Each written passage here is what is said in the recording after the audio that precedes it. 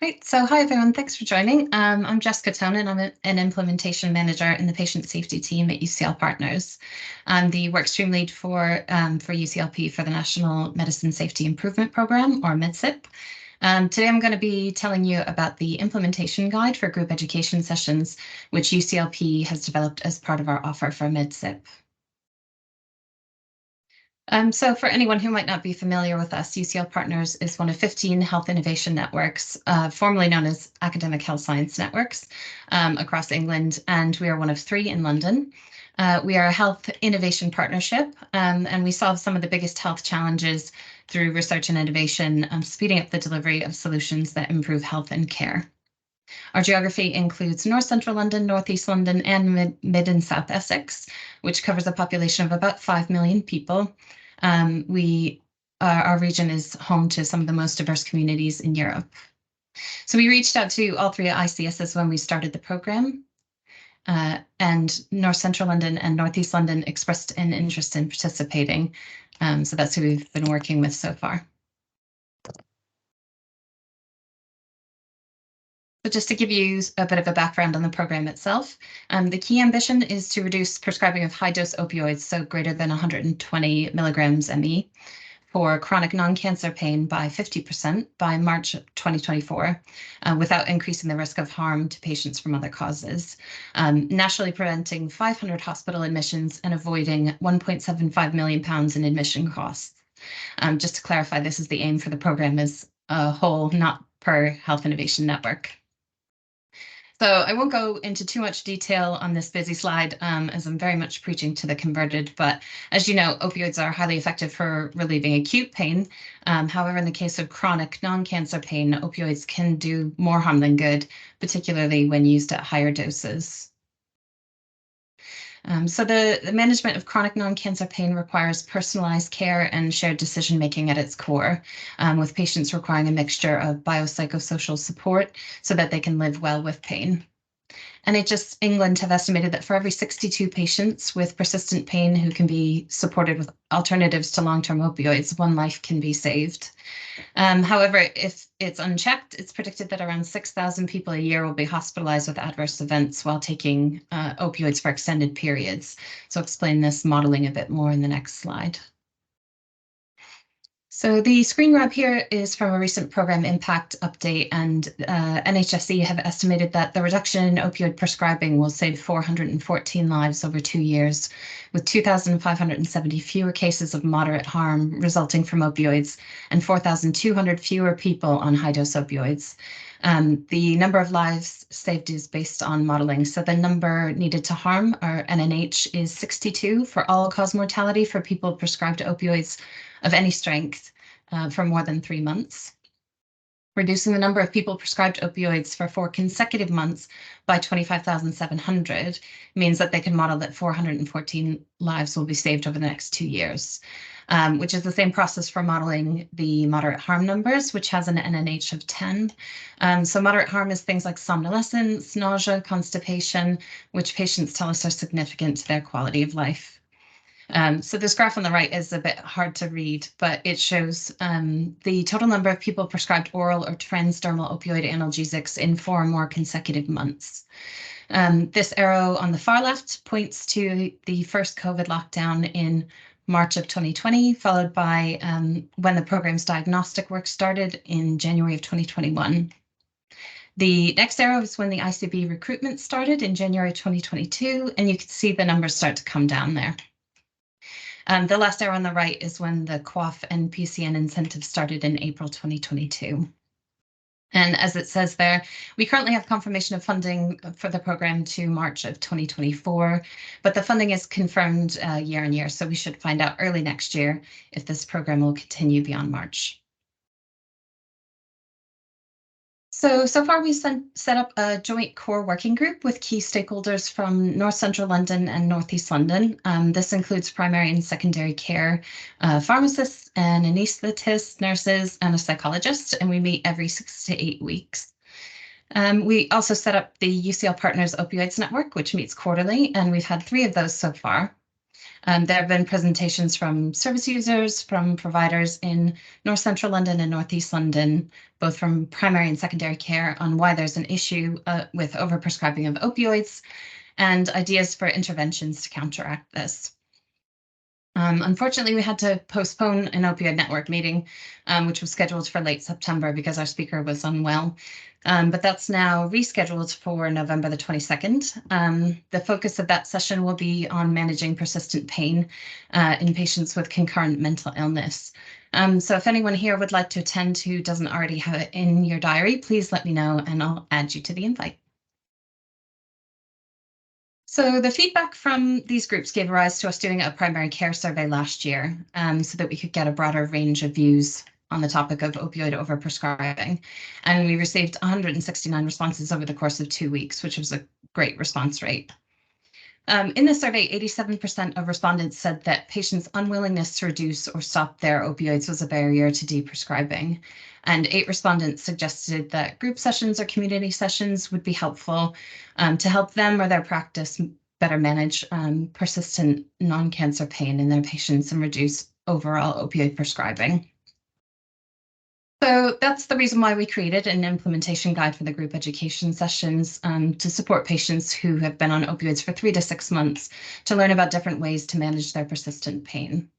The format for the sessions was based on group education sessions developed by Derby City PCN, particularly around the patient-centered approach to the sessions and the fact that they don't require a clinician to facilitate them. Our guide was co-designed with patients, our core working group, GPs, and pharmacists. So now we'll go through the guide in a little bit more detail to familiarize you with it. We've decided to call the sessions Feeling Alive, I Can Live Well with Pain, which we thought was a hopeful and empowering message, but also set the expectation that the goal for the sessions is for attendees to be able to better manage their pain rather than to become completely pain-free as a result of the sessions. There's also a little flow diagram there of the different steps involved in implementing the sessions with who should lead on them, but I'll go through that in more detail shortly.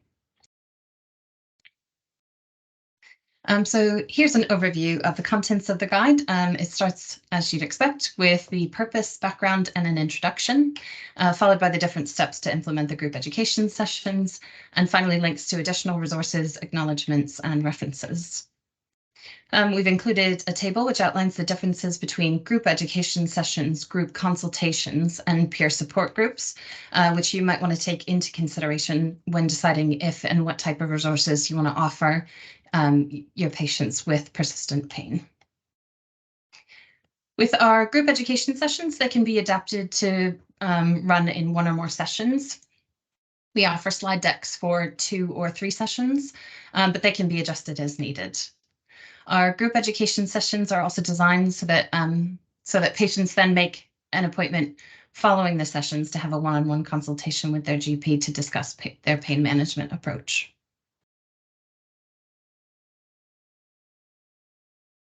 So now I'll give you an overview of the different steps involved in planning and delivering the group education sessions. And step 1 is to identify and train the practice implementation team.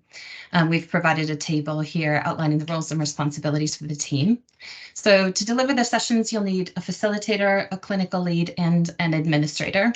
The facilitator would ideally be a health and well-being coach, but it could be a clinician.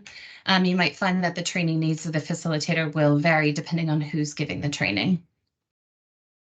We've also included links to the facilitator's guide we developed, the slide decks for the sessions, and the NICE guidance for assessing chronic pain in patients over the age of 16. Your administrator will need to help you schedule the sessions and invite the patients, which is outlined in more detail in step 4. Step 2 is to agree on the detail of the sessions. So in the guide, we've included a table with an outline for 2 sessions or 3. As I mentioned earlier, the format for the sessions was based on group education sessions developed by Derby PCN, who delivered 6 group sessions. When we were developing our guide, we had feedback that delivering 6 sessions wasn't going to be realistic for our practices. But Darby also found that one session wasn't enough to have an impact, so we split the difference. The idea is that you can flex the number of sessions that you hold, but you can see there's a fair bit to cover, so we recommend holding at least 2 if at all possible.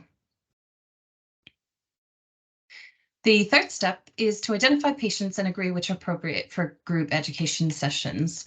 So these sessions were designed for patients who have been on opioids for non-cancer pain between 3 to 6 months. So the rationale behind that is that if they've been on opioids for over 3 months, then it means that their pain has become persistent. But if they've been on opioids for more than 6 months, then they might need more individualized support to reduce or stop them. However, practices will obviously have the best idea of what might work or not work for their patients. So it's ultimately up to them to choose the patient groups for the sessions. Isaac Corm, who is one of our colleagues in the North Central London ICB, has kindly developed an. Sorry, I'm just going to mute you there. Thank you. Has developed an EMIS search for us to help practices identify patients. So these searchers will pull out patients who are on any opioid dose for up to 3 months, 3 to 6 months, or more than 6 months. So I've attached the searches to this slide deck, which I'll send around after the session. Just to note, you do have to save the file and then open it in EMIS for it to work. The Clay Hall practice in Northeast London kindly tested it and said it was pulling out the right kind of numbers. But if you have any feedback on it, please do let me know and I'll pass that on to Isaac in case the search needs any tweaking. We're aware that not all practices use EMIS, so if anyone is willing to develop a search for other systems like System 1, please do get in touch. So the fourth step in setting up the sessions is to invite your patients. We've developed a patient information leaflet, an invitation letter, and a confidentiality form for practices to use. We've also developed a demographic survey so you can keep track of who's attending your sessions, as well as pre and post surveys so that you can measure if and how much patients' knowledge about opioid risks and alternative ways to manage their pain, their experience of pain and of taking their medications changes from before to after the sessions. The surveys also ask about their willingness to reduce or stop their opioids and their confidence in speaking to their GP or pharmacist about their pain management. So there's quite a lot of insight that can be gained from them. There's also a feedback questionnaire on the sessions themselves. So the fifth and final step in the process is to deliver the sessions. I've included a screenshot here from the guide, which is a reminder that when conducting the sessions, it's important to acknowledge that persistent pain is a condition that the patient might need to live with, and explaining this sensitively and allowing the patient time to accept it is important to do early on. It also highlights that language is important. While it's often referred to as chronic pain in a clinical setting, including in the NICE guidance and the MedSIP, that the terms ongoing pain or persistent pain more accurately describe the nature of the pain and set an expectation for management rather than cure. It's also important to remember that patients are the experts on living with persistent pain, and that the sessions should provide a patient-centered approach where they feel able to share their experiences and they feel listened to and understood. As I mentioned on the previous slide, following the sessions, patients should be given the post-session survey and the feedback form, and you may also want to rerun your EMIS or System 1 searches after the consultations have taken place to see if there's a reduction in either the number of patients on opioids or the number of patients on high-dose opioids. And we'd love to hear the results about your pre and post surveys, your feedback forms, and your searches so that we can learn about the impact of the sessions and make any improvements to the guides. You might also want to think about how you want to share your learning. There are a few suggestions listed here, including developing a poster, writing something for your ICB website, or presenting it at a conference, but this is by no means exhaustive. It's very much within UCLP's remit to support you with this, so please don't hesitate to get in touch and we'd be happy to help you.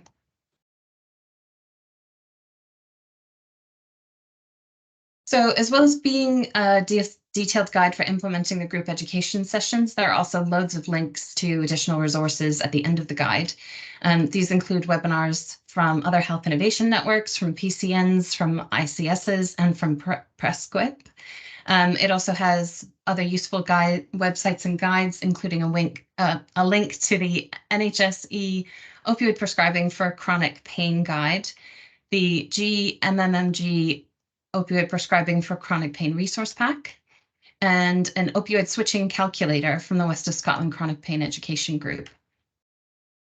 It also has patient-facing information like Live Well with Pain and Flip in Pain that you can refer patients to. We really encourage everyone to check these out, even if you don't have any immediate plans to implement the group education sessions. So the sessions have been piloted in one practice in Northeast London, and the feedback from both the practice and the attendees was really positive. The practice presented at a UCLP Opioids Network meeting in May by the lead GPs in the practice. So the recording and the slides from that meeting are up on our website and also linked on this slide as well, which I will circulate afterwards. So they opted to do one session virtually, which was facilitated by a clinician. They invited 80 patients and had 14 accept the invite and book an online appointment to give you an idea of what sort of uptake they had. 5 patients joined the session on the day and 2 actually turned up at the practice, but fortunately they had anticipated that might happen, so they had a room set up for them.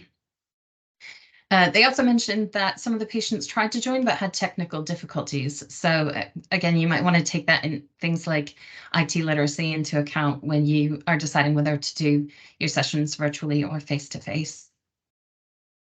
They also said that unlike patients who have chronic illnesses like diabetes, who are used to annual reviews, patients with persistent pain weren't necessarily used to having regular reviews or consultations, and that sometimes they hadn't had particularly positive experiences with those reviews. So it's worth bearing in mind those possible barriers that patients might have to attending, so you can be proactive in trying to overcome them.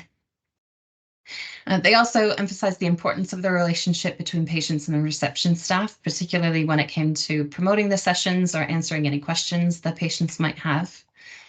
They did note that it was a significant time commitment for the facilitator to make sure that they were trained up on facilitating group sessions, having an understanding about persistent pain, about non-pharmacological pain management options, and in particular, what resources were available in their local area.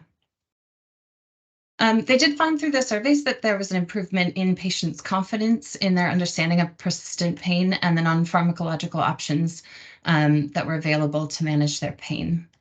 They also reported some willingness to consider reducing their pain medication. The practice did a follow-up with patients 6 weeks after the session. They were only able to get in touch with 2 patients, but those patients said that they did feel optimistic following the session and they were inspired by other people's stories. They expressed a frustration about the waiting time to access non-pharmacological pain management options like counseling or physiotherapy, but they did report in making small lifestyle changes following the sessions. So we also want to make you aware of some of the support available via the ICBs for putting on these sessions. So for North Central London, the sessions have been included in their 23-24 PQS for DFMs, which I believe is intended to build on the work that was done as part of the 22-23 QOF. The workbook outlines all of the required steps, which includes attending this webinar, doing EMIS searches, and thinking about implementing group education sessions as a potential strategy for helping your patients better manage their pain.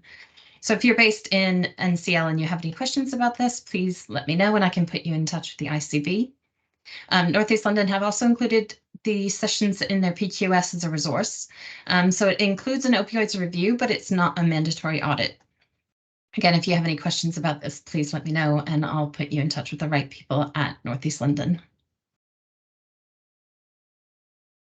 I just wanted to include some acknowledgements to all of the people who worked on pulling these materials together, starting with Aisha Salimi, who's a senior implementation manager at UCLPartners and the former workstream lead for MedSip.